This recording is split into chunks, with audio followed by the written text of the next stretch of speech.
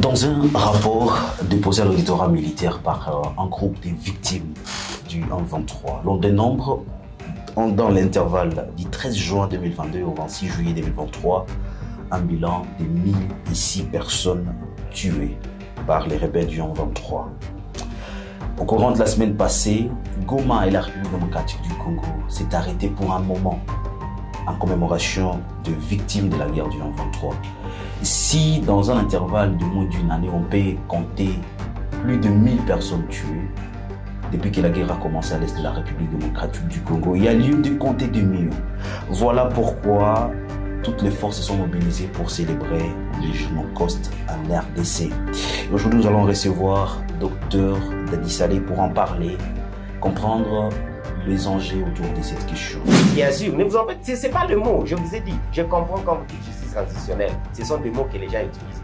Moi, je peux même dire justice, justice. Justice pour les Congolais, justice pour JTG. Mais pourquoi vous vous accrochez? Les gens s'accrochent un peu à des concepts. Parce qu'on ne va pas inventer à ce niveau. Non, effectivement, on peut inventer, on est en train de développer. Et c'est ça même la faiblesse des Congolais et des Africains. Pourquoi est-ce que vous ne voulez pas qu'on invente la vie? C'est lui qui a parlé de justice transitionnelle, c'était Dieu. C'est dans la Bible, c'est dans les Corans. Non, nous pouvons inventer notre propre justice qui va juger les gens comme nous les voulons. Donc nous ne sommes pas les gens avec des concepts nécessairement. L'essentiel, c'est que la justice soit faite, comme nous les voulons.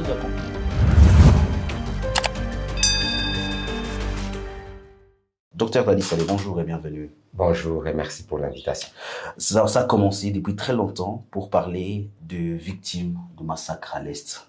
Aujourd'hui, quand même, on commence à voir une mobilisation aussi nationale par rapport à cette question. Comment sentez-vous lorsque déjà le chef de l'État s'investit dans cette question, pendant que ça a commencé comme un petit noyau à l'est de la RDC? Oui, c'est un plaisir d'abord de participer à cette émission. C'est un plaisir de faire partie de ces mouvements qui parlent de ces concepts Génocost. Il y a beaucoup d'associations là-dedans, mais au fond, c'est la plateforme KIEP, qui a commencé l'événement. On a des mouvements citoyens qui sont dedans, mais les concepts Génocost commencent en Europe, en Angleterre, avec des gens comme Sly, comme Mimi Witekant, etc., qui est une fille de Bukavu. Ce sont des Congolais 100%. Et nous avons emboîté le pas depuis très longtemps. On fait partie de cette commission avec la JPC, qui est une association qui a commencé depuis depuis 2007. Et exactement. Pendant qu'on est en train de faire cette commémoration, les rebelles continuent toujours à tuer des Congolais. Déjà, la société civile a indiqué que 9 civils ont été tués par les rebelles du 23. Est-ce qu'il faut rester à la phase de la commémoration? Non, et nous ne sommes pas seulement à la phase de la commémoration exactement. C'est par le fait que les gens ne nous ont pas assez écoutés depuis longtemps que nous continuons. Les génocides de fond continuent. Les mêmes causes produisant les mêmes effets, nous sommes en train de vivre la même situation. Parce que Génocost, qui est un peu génocide sur fond économique, des coûts économiques, ça ne commence pas aujourd'hui. Avec le Rwanda, Ouganda, Burundi, un peu avec les néocolonialistes qui les ont envoyés, là nous parlons de plus ou moins 25 ans. Mais ça a commencé dès le départ, pas seulement dès le départ de l'indépendance, même avant l'indépendance, avec la colonisation, l'esclavagisme, un peu cette politique de main coupée par rapport au coltan. Tout cela n'est pas juste répertorié, mais c'est déjà là. Mais ici, le vrai concept de Génocost, nous prenons plus ou moins 25 ans. Ça va? Nous prenons un peu cette période où nous voyons la grande main du Rwanda envoyée par les néocolonialistes là-dedans. Donc, c'est plus ou moins 20 à 25 ans dont nous parlons. Donc, nous ne parlons pas de cet événement qui s'est passé hier, macabre encore une fois, où toutes nos condoléances encore à tous les Congolais, mais ça continue. Exactement. Donc, au fond, sur fond économique, il y a des gens qui avaient dit que les Congos ne devaient pas s'en sortir. C'est ce qu'il faut comprendre. Ce n'est même pas vraiment le Rwanda. Non, absolument pas. Le Rwanda est une juste main, de tout ce conglomérat de gens au niveau international qui militent pour que la République démocratique du Congo ne puisse pas s'en sortir. Et que, en ce moment précis, si nous parlons des génocides, puisqu'il y a des rapports des Nations Unies et Human Rights Watch qui parlent de 3 millions, 1 million, 6 millions, etc. Mais nous parlons de entre 10 millions et 12 millions de Congolais qui ont été massacrés tués, violés, décapités, et qu'effectivement, ça frôle cette volonté de faire disparaître toute une communauté. Et là, nous parlons de la communauté congolaise. Nous avons des rapports Yotam, etc. Mais ici, nous ne parlons pas des ethnies. Nous parlons un peu de Congolais en général qui sont massacrés. Et au fond, cette idée des génocaustes, n'a que 4 grands objectifs. Très rapidement, c'est que nous voulons commémorer, parce qu'effectivement, en tant que panafricaniste, en tant qu'Africain, dès qu'il y a des morts, il faut qu'on soit d'abord capable de les enterrer. Ah, ça, c'est très important. Il faut les enterrer dignement.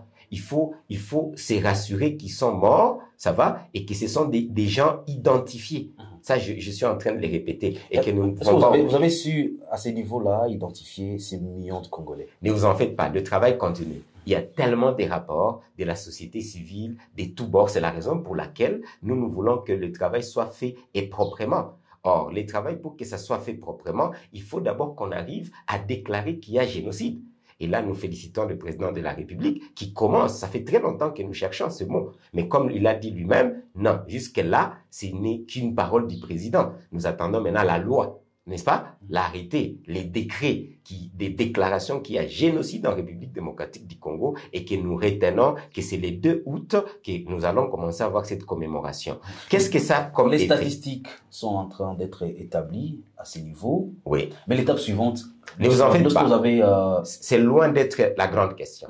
Statistique, que ça soit 1 million de morts, tout le monde est déjà d'accord avec ça. Que ça soit... mais des Congolais qui ne sont pas jusque-là identifiés. Ne vous gênez même pas. C'est le travail, effectivement, de la 4e, c'est le 4e objectif. Donc, le premier objectif, c'est d'abord commémorer parce que, en tant qu'Africains, on pleure d'abord et on est avec eux. Deuxième objectif, c'est qu'il faut que la justice soit faite. Quelqu'un a tué. C'est 10 millions de morts. C'est 1 million de morts, c'est 3 millions de morts, quels que soient les nombres, s'il vous plaît. C'est pas ça le vrai problème, parce que pour les Arméniens, c'est moins peut-être de 400 000 personnes. Pour le génocide Tutsi, n'est-ce pas? C'est moins d'1 million de personnes. Quelle justice vous voulez demander? Une justice transitionnelle, un tribunal pas nécessairement. Social? Il faut que nous soyons, avec notre philosophie Kujitegemea, assez créatifs. Nous-mêmes, d'abord, les Congolais, nous devons rendre justice. Quand il y a des morts, quelqu'un a tué, nos propres justices doivent faire l'affaire. Et s'il faut encore créer des justices un peu internes, c'est d'abord la première demande. La deuxième demande, c'est effectivement au niveau international. Parce que comme on sait qu'il y a de main au niveau international, il faut qu'il y ait des tribunaux qui soient créés pour ça, d'une façon spéciale. Donc, il y a les 2 niveaux de justice et il le faut parce que les gens ont été tués et ne pensez pas qu'il n'y a pas de coupables. Il y a des coupables au niveau international, il y a des coupables au niveau régional, il y a des coupables au niveau interne des propres Congolais et nous en connaissons déjà pas mal. Rapport mapping, rapport et effectivement des Nations Unies, il y a beaucoup de rapports de la société civile, ne vous gênez même pas. Les données sont déjà là et continuent à être constituées. Maintenant, le troisième point, quand la justice fait son travail, les coupables sont connus officiellement par rapport à la justice. Alors, nous passons à la troisième phase. C'est exactement la réparation. C'est la réparation psychologique, psychique, la réparation économique. Vous revenez à la justice transitionnelle. Bien sûr. Mais vous en fait, c'est pas le mot. Je vous ai dit. Je comprends quand vous dites justice transitionnelle. Ce sont des mots que les gens utilisent. Moi, je peux même dire justice, justice. Justice pour les Congolais, justice Kujitegemea. Pourquoi vous vous accrochez? Les gens s'accrochent un peu à des concepts. Parce qu'on ne va pas inventer à ce niveau. Non, effectivement, on peut inventer, on est en train de vous répéter. Et c'est ça même la faiblesse des Congolais et des Africains. Pourquoi est-ce que vous voulez pas qu'on invente la roue? C'est lui qui a parlé de justice transitionnelle, c'était Dieu. C'est dans la Bible, c'est dans les Corans. Non, nous pouvons inventer notre propre justice qui va juger les gens comme nous les voulons. Donc, nous ne sommes pas les gens avec des concepts nécessairement. L'essentiel, c'est que la justice soit faite. Nous avons déjà compris le format. Le format de cette justice que vous voulez pour qui est réparation. Tout à fait. Vous l'avez dit. Après réparation. La réparation signifie déjà, comme je l'ai dit, il y a psychologique, psychique. Exemple, un enfant qui a perdu ses enfants à 2 ans. OK? L'enfant est traumatisé, etc. Tout est un exercice, pas de problème. Tous les Congolais. Alors, il y a cette justice maintenant, réparation, quelqu'un qui a pillé les coltans. Les coltans descend, or descend, diamant descend. Mais on le connaît. C'est lui qui a pris cet argent-là. Il doit remettre cet argent. Il doit le remettre où? Aux victimes et à la nation. Naturellement. C'est un peu l'exemple des condamnations de l'Ouganda, par exemple. comme il s'était battu avec les Rwandais à Kisangani, et il y a eu la justice qui a fait son travail, et même si ça ne s'est pas fait comme on le voulait, théoriquement, il y a des réparations financières. C'est très important parce que il faut pas que les gens pensent que notre coltan qui a été pillé pendant toutes ces années va rester comme ça. Non, les gens vont rembourser, et avec des dommages et des intérêts. C'est d'abord notre justice, et on va créer la justice. Dès que vous dites transactionnel, oui, que ce soit transitionnel, transactionnel, quelle que soit la justice, nous devons être plus créatifs pour que cela puisse arriver. Alors, quatrième point, ça va, c'est que ça ne suffit pas qu'il y ait réparation.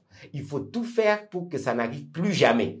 Ça, c'est le point. Or, pour que ça n'arrive plus jamais, il faut reconnaître cette date-là, il faut qu'il y ait des commémorations, il faut que ça entre dans l'histoire même du Congolais, où on sait qu'il y a eu génocide. Je vous donne un exemple. Il y a eu 3 génocides en Afrique centrale. Les génocides entre guillemets au Rwanda contre les Tutsis, les génocides au Congo contre les Hutus, mais rwandais, et les génocides maintenant congolais. Jusque-là, il n'y a que les génocides du Rwanda qui est reconnu. Ça va? Les 2 autres génocides ne sont pas reconnus. C'est-à-dire que là, on va faire l'histoire des mausolées, reprendre effectivement les chiffres. Les vrais chiffres sortiront. Chaque personne qui a été tuée va être encore identifiée. Il avait des enfants, c'était un enfant, il portait des noms. Ne vous en faites pas. C'est un grand travail effectivement qui est demandé. Vous avez compris que s'il n'y a pas reconnaissance de cette date du 2 août, c'est difficile de faire un travail monstre, comme on est en train de le dire. Chacun fait son travail un peu séparément. Non, il nous faut un travail sérieux des Congolais, je précise. Pas des Américains, des Français, ni de qui que ce soit. Des Congolais dans ces cadres-là. Donc, voilà là où nous sommes et que, à ce moment-là, vous comprenez que la 3e phase, ce que nous demandons, va nous permettre de tout faire. Nous le faisons déjà. À Beni, par exemple, il y a entre guillemets de mausolées et des tombes qu'on construit. Ça va, avec beaucoup de jeunes et beaucoup de gens de bonne volonté. À Butembo, la même chose. À Goma, c'est ce qui est recommandé. Mais maintenant, ça sera pris par l'État congolais et toutes les personnes et prier de cette bonne volonté pour que jamais au Congo ça n'arrive plus. C'est-à-dire que l'histoire du Congo, dans le manuel de l'histoire, ça sera écrit. J'aurais 2 questions pour finir cette émission avec vous. La première question, avant de finir, nous avons eu quand même le temps de parler avec les populations vivant à Goma qui demandent que la journée du 2 août soit une journée chômée et payée. La première dimension. La deuxième dimension, la population a dit qu'il serait important, au-delà de faire des affiches où on expose les images des victimes, de quand même penser à une autre stratégie. Quel commentaire vous portez par rapport à ce point de vue de la population? Oui, la population, c'est le souverain premier. Article 5 de notre Constitution. Et que nous, avec CAIEP, les concepteurs effectivement de ces concepts génocostes, nous voulons que toute la créativité du Congolais soit démise pour arriver à des bons résultats. Donc, s'il vous plaît, il ne faut pas que qui que ce soit s'approprie cet événement. Ce n'est pas un événement seulement pour le parti politique, parce qu'on aimerait que tout le parti politique puisse s'impliquer, s'il vous plaît.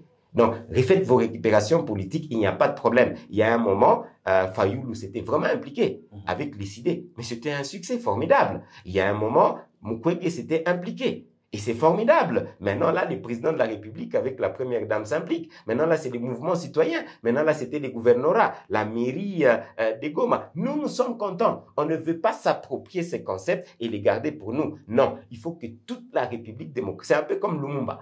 C'est lui qui veut s'approprier Lumumba, c'est-à-dire il ne comprend pas la grandeur de Lumumba. Ici, il faut de bons résultats et je vous assure, toute bonne idée, surtout quand ça vient de la population, il faudra que ça soit considéré. Je pose la dernière question avant de finir. Dans la lutte qui a commencé depuis très longtemps, c'est quoi les grands défis aujourd'hui que vous essayez à relever? Les grands défis, c'est un peu cette conscience du Congolais.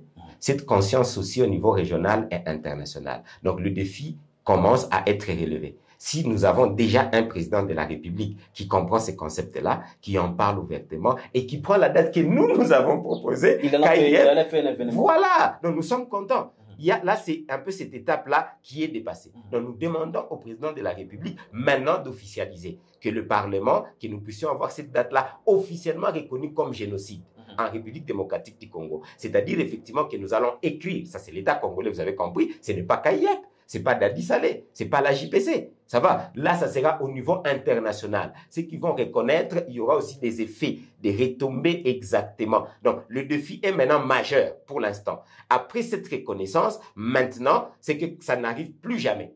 Ça demande aussi des soutiens de tous nos partenaires pour qu'il n'y ait plus jamais génocide. La première question que vous aviez posée, qu'il n'y ait plus de morts au Congo, dans ce sens. Pourquoi ça continue jusqu'aujourd'hui, on vient encore de tuer? Hier, on a tué à Tongo. Aujourd'hui, le matin, on a encore tué. Effectivement, parce que, exactement, c'est un peu comme si les morts congolais ne comptaient pas. Pour certaines personnes, pour certaines autorités aux États-Unis, en France, en Amérique, ils ne pensent qu'aux morts de Rwandais. Or, nous, les Congolais, nous n'avons pas été. On n'a jamais été cités dans la complicité dans les génocides rwandais. En quoi est-ce que nous devenons les victimes de ces malheureux événements que nous reconnaissons aussi? Donc ici, il s'agit des Congolais qui se mettent debout, ça va, toute une nation, avec tous les amis qui pensent être nos amis. Vous comprenez le défi?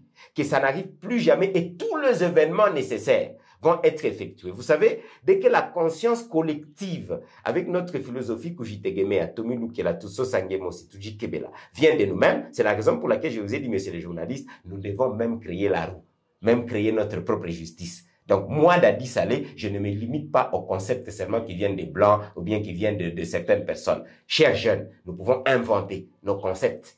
Nous pouvons inventer notre propre justice. Bien sûr, en collaboration avec les autres, et ne vous en faites même pas. C'est ça même la philosophie que Kujitegeme. Donc, les challenges n'est pas seulement, entre guillemets, parce qu'il y a eu 10 millions de morts. C'est pour que ça n'arrive plus jamais. Pour que dans la conscience collective du Congolais, nous puissions comprendre que nous ne pouvons plus nous laisser aller dans des petits événements où il y a les autorités morales, excusez-moi les mots, ça va, qui trahissent la République démocratique du Congo parce que beaucoup d'ennemis sont les ennemis de l'interne. Alors, ils laissent les Congolais être en train d'être tués matin, midi, soir par des groupes armés, par le 1-23, c'est-à-dire par le Rwanda et par d'autres pour des raisons économiques parce qu'il faut dire qu'il y a beaucoup d'entreprises américaines, européennes, etc., chinoises, qui sont aussi dans la complicité, pour ne pas dire parfois même la Maison Blanche. Donc, je vous assure que ce n'est pas un jeu, s'il vous plaît. Donc, nous devons nous prendre en charge jusqu'à ce que tout le monde puisse comprendre que les Congolais n'accepteront plus jamais qu'un seul Congolais soit égorgé sans que nous ne puissions pas tous nous soulever. C'est cette conscience collective qui reste le grand challenge, bien sûr, vous avez compris, avec des résolutions par rapport aux compétences de tous les Congolais. Dans les centres psychologiques, sociaux, économiques, etc. Tous les domaines vont être impactés par rapport effectivement à cet avènement des génocides et des génocodes dont nous sommes en train de parler. Mesdames, Messieurs, il faut avoir l'audace. Également, il faut oser prendre, en tout cas, l'énergie possible pour dénoncer ce qui se passe à l'est de la République démocratique du Congo. Il y a des morts. Il faut les dire, il n'y a pas deux façons de les dire. Il y a des morts et ça continue. Aujourd'hui, nous étions en train de parler de ces concepts qu'est retenir des génocostes. Nous étions avec l'un des ténors en tout cas. Il est membre également de l'AJPC, cette association derrière cette idée et plusieurs autres. C'était un plaisir de recevoir aujourd'hui Dr Dadi Saleh. Merci beaucoup d'avoir été avec nous. C'est moi qui vous remercie. On se retrouve très prochainement pour un autre numéro. Portez-vous bien.